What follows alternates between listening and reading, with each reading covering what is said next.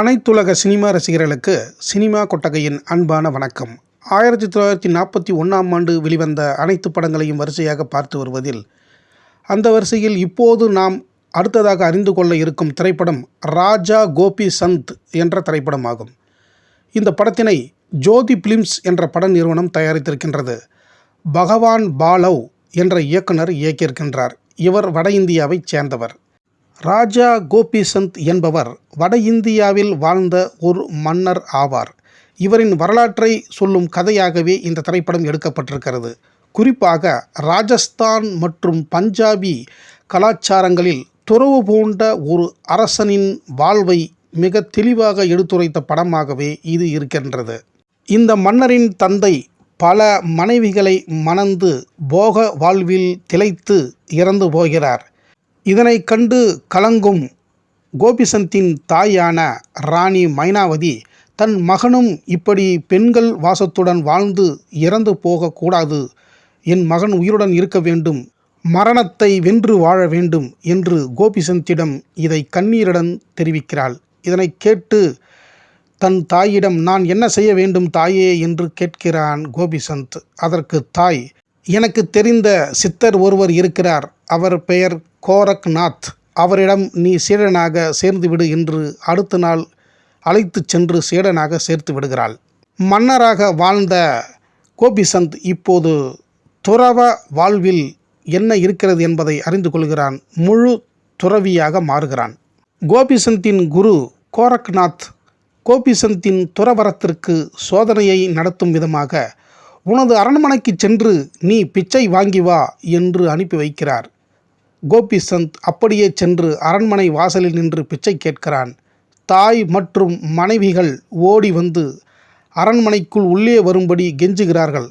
அதற்கு கோபிசந்த், அம்மா எனக்கு பிச்சையை மட்டும் வழங்குங்கள் என்று சொல்லிவிட்டு பிச்சையை பெற்றுக்கொண்டு செல்கிறான்.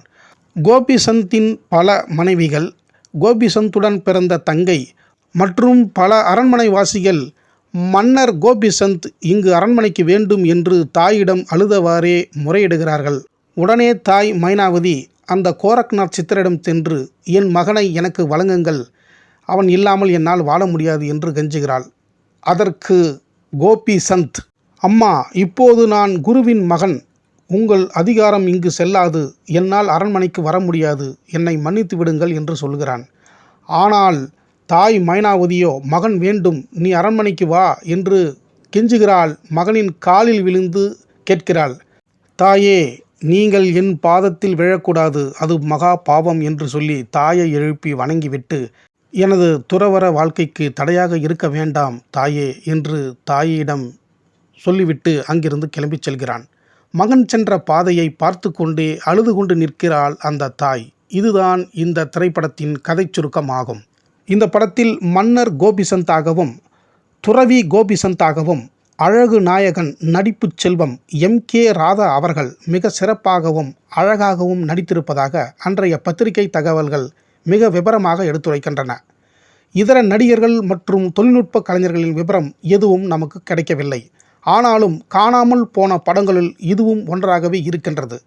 இந்த ராஜா கோபிசந்த் திரைப்படம் 15,273 அடியில் எடுக்கப்பட்டு 28/6/1941 அன்று சென்சார் செய்யப்பட்டு 2/8/1941 அன்று வெளியாகி எத்தனை நாள் ஓடியது என்ற விவரம் நமக்கு கிடைக்கவில்லை.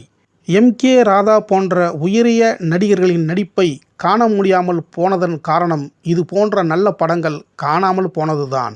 இதுவரை இந்த ராஜா கோபிசந்த் திரைப்படத்தினை சினிமா கொட்டகைக்கு வந்து பார்த்த அனைத்து கலைநேச நெஞ்சங்களுக்கும் என் நெஞ்சார்ந்த நன்றியை தெரிவித்துக் கொண்டு, இனி இதே 1941ஆம் ஆண்டு வெளிவந்த மற்ற அனைத்து படங்களையும் அடுத்தடுத்த வீடியோவில் தொடர்ந்து பார்ப்போம். நீங்களும் பார்த்து உங்களின் ஆதரவையும் கருத்துக்களையும் வழங்குங்கள் என்று கேட்டுக்கொள்கிறேன். நன்றி, வணக்கம்.